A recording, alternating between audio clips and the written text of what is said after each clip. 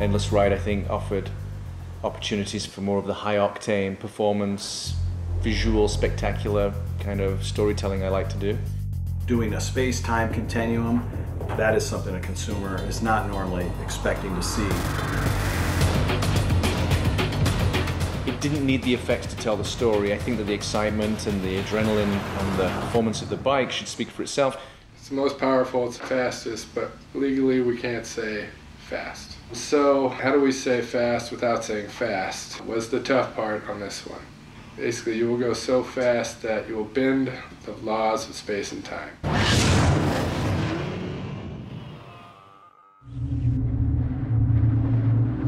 So in building the previs, one of the things that I wanted to do was incorporate some scopic shots and really celebrate the scale of what was going on here. It was a spectacular idea and it needed some spectacular shots. Basically what we did the first time, you hold that mark, so I'm just going to go.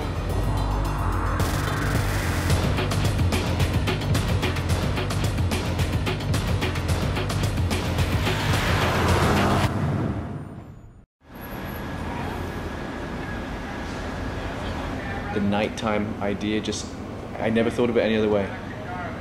The idea that the streets might be empty and the mystique of driving a bike at night was something that was almost hidden.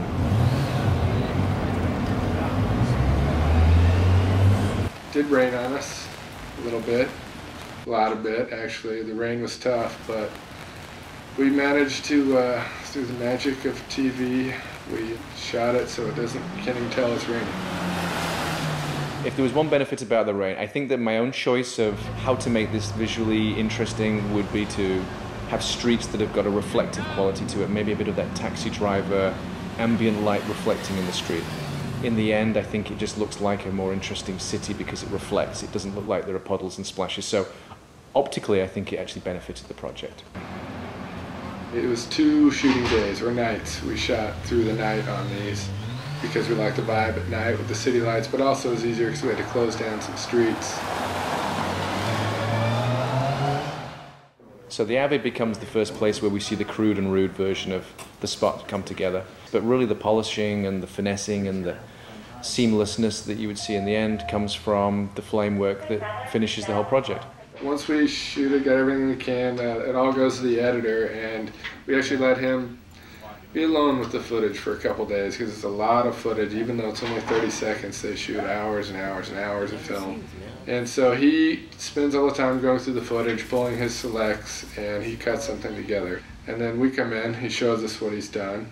You're going to see some rough comps in here. When I say rough, they're really rough. When Nick gets into finish, he's going to polish them and make them look really good. And then we change everything. The client comes in, we show it to them, and they change everything. They change some things. They want to see the product a little bit more, or legally we can't show this shot. And it's a process that takes a couple weeks until you finally get to where you are. The fact that there was smoke and atmosphere and the mood, it's a real mood piece. My mother even likes that.